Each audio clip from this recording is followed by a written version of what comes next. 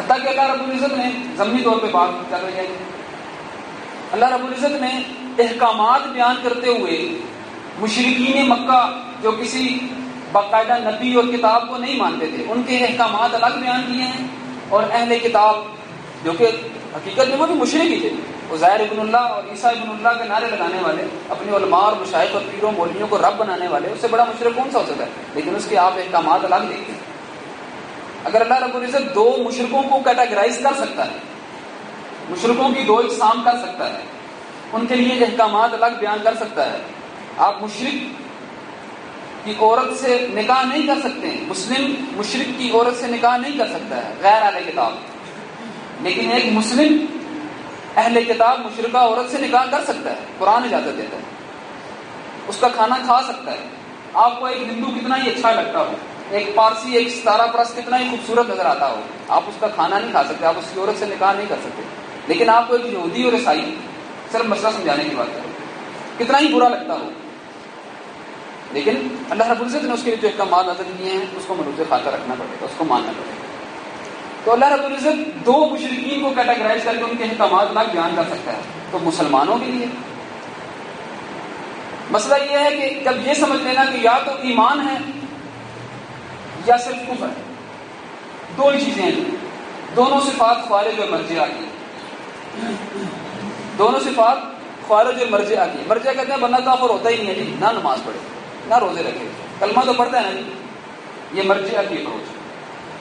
اور خوارج کہتے ہیں نہیں جی نہیں، زنا کر دیا فارغ ہو گیا، مسلمان ہی نہیں رہا۔ دو ایکسٹریم پوزیشن، یا مسلمان ہے یا ہے ہی نہیں، تو پھر حدود کس پہ نافذ ہوں گی؟ قصاص کس سے لیا جائے گا؟ رجم کس کو کیا جائے گا؟ آخر یہ احکامات شریعت نے نافذ کیے، تو گناہ کی مختلف کیٹیگریز ہیں، ان کو سمجھ لینا انتہائی ضروری ہے۔ اگر اس کو نہ سمجھا جائے گا تو پھر تو ہر گناہ کرنے والے کو یہ وہی مسائل ہیں، یقرؤون القرآن لا یجاوز حدودہ، قرآن پڑھنا لیکن اس کو فہم حاصل نہ کرنا، اس کا مدلول یہ کس چیز کے اوپر دلالت کر رہا ہے، اس کا کیا معنی ہے، یہ کیا بات اللہ رب العزت سمجھانا چاہ رہا ہے، کیا بات سمجھا گئے ہیں رسول اللہ صلی اللہ علیہ وسلم، کس بات کے اوپر عمل کر گئے ہیں صحابہ رضی اللہ عنہ، کوئی مشکل نہیں ہے۔ تابعین اتباع تابعین کا ایک قول ملتا ہے آئمہ کا، نحن نتبع ولا نبتدع، ہم اتباع کرنے والے ہیں، ابتداء کرنے والے نہیں۔ آسان بات، آپ کو صرف تحقیق اس چیز کی کرنی ہے کہ صحابہ کیا کرتے رہے، رسول اللہ صلی اللہ علیہ وسلم اس کا کیا معنی بتا گئے، بس آپ نے تحقیق کر کے اس آیت کا مطلب تلاش نہیں کرنا ہے۔ آپ کو اللہ رب العزت نے اتنی مشکل میں نہیں ڈالا ہے، رسول اللہ کو پھر کیوں بھیجا، صحابہ کو اپنی نگرانی میں کیوں تیار کیا، ان کے لیے سندیں کیوں نازل کی، فَإِنْ آمَنُوا بِمِثْلِ مَا آمَنْتُمْ بِهِ فَقَدِ اهْتَدَوْا، ان کے لیے سندیں نازل کیوں کی، السابقون الاولون من المہاجرین والانصار والذین اتبعوهم بإحسان، ان کے لیے سندیں اللہ نازل کر رہا ہے، خیر القرون قرنی ثم الذین یلونہم ثم الذین یلونہم، ان کے لیے سندیں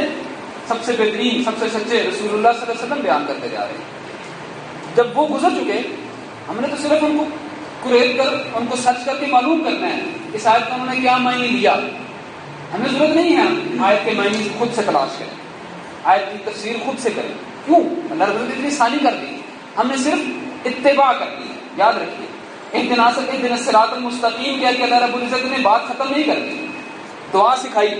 ہر صلاۃ بغیر اس کی ہوتی نہیں ہے، لا صلاۃ لمن لم یقرأ بفاتحۃ الکتاب، بار بار اپنے منہ سے اس کو دہروا کر اللہ نے ہمارے ذہن میں پختہ کروانے کا کہا، صراط الذین انعمت علیہم، گزر چکے،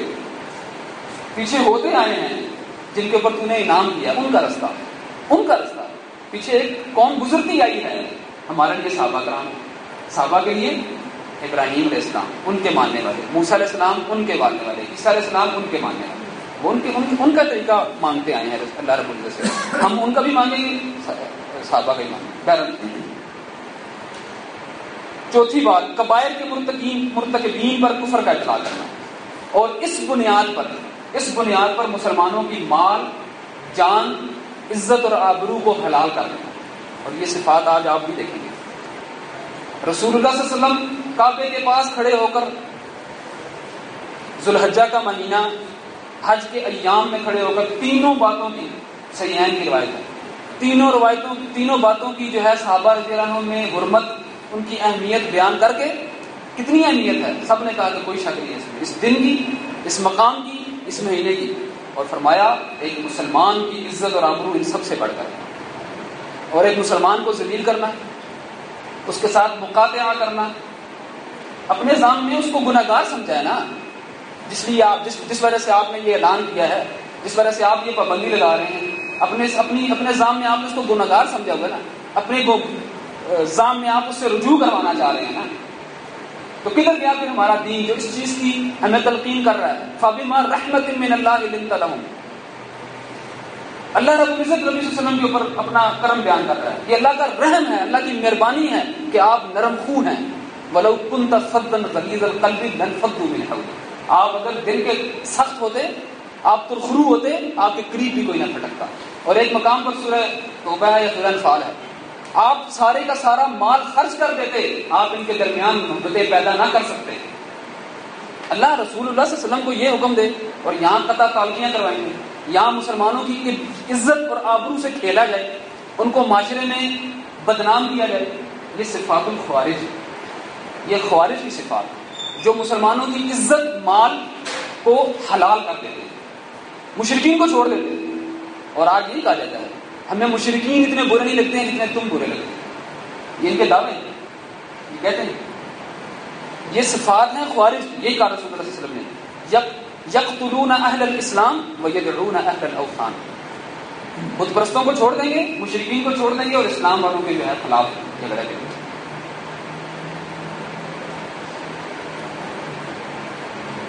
اسی طریقے سے طعن و تشنیع کرنا دین کے اندر، خاص طور پہ رسول اللہ صلی اللہ علیہ وسلم کی نسبت سے، جیسے کہ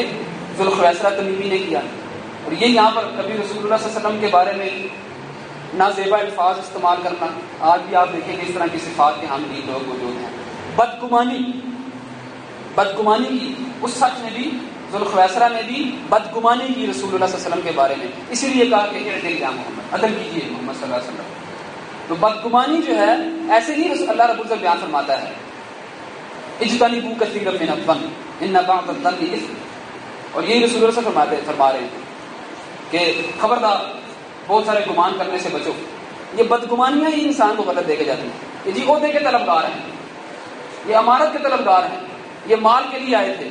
بدگمانیاں کیا ہیں؟ اس کے علاوہ اور کیا چیز ہیں؟ یہ بدگمانیاں نہیں تو اور کیا ہیں؟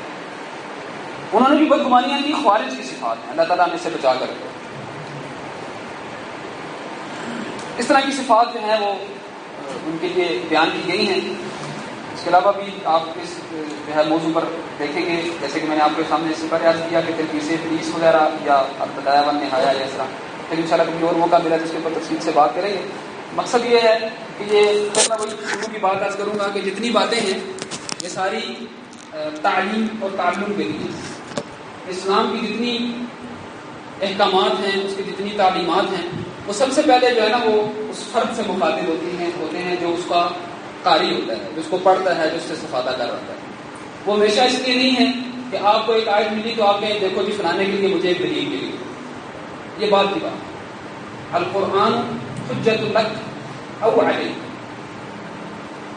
قرآن جو ہے وہ یا تو آپ کے اوپر حجت بنے گا یا وہ آپ کے لیے حجت بنے گا۔ تو قرآن جو ہے وہ سب سے پہلے جو اس قاری سے مخاطب ہے، یہ احکامات تمہارے لیے ہیں، تم اپنے آپ کو انسان کا بچہ بنا دو، اللہ رب العزت کا بندہ بنا دو۔ یہ بات کی بات ہے کہ جب آپ نے تعامل کرنا ہے معاشرے میں تو آپ نے معلوم کرنا ہے کہ فلانے کے بارے میں کیا نظریہ ہے۔ اللہ رب العزت نے ہمیں مفتی بنا کر نہیں بھیجا، یہ یاد رکھیے، اللہ رب العزت نے ہمیں مفتی بنا کر نہیں بھیجا کہ جو ہی آپ اسلام قبول کریں تو آپ معاشرے کے افراد اور اجتماعیت کے بارے میں پہلے فیصلے کریں کہ یہ کیا ہیں، یہ کیا ہیں، یہ کس کیٹیگری میں فال کرتے ہیں، اس کو کس کھانے میں رکھیں، اس کو کس کھانے میں رکھیں، آپ کس کھانے میں فٹ ہوتے ہیں۔ قل هذه سبیلی ادعو الی اللہ علی بصیرۃ، یہ جو اللہ نے فرض کیا، جو اللہ نے ہماری حیثیت متعین کی ہے۔ اگر آپ کلمہ پڑھنے والے ہیں تو آپ نہ چاہتے ہوئے بھی اس کیٹیگری میں فعال ہوتے ہیں۔ قل هذه سبیلی ادعو الی اللہ علی بصیرۃ انا ومن اتبعنی، کہہ دیجئے کہ یہ میرا راستہ ہے لوگوں کو اللہ کی طرف بلانا، داعی اللہ۔ رسول اللہ صلی اللہ علیہ وسلم کا کہا کہ آپ کہیں میرا بھی یہی راستہ ہے اور میرے ماننے والوں کا. اگر ہم رسول اللہ کے ماننے والے ہیں تو ہم داعی اللہ ہیں, یاد رکھیے. اور داعی اللہ کی جو لوازمات ہیں وہ دین کا علم حاصل کرنا.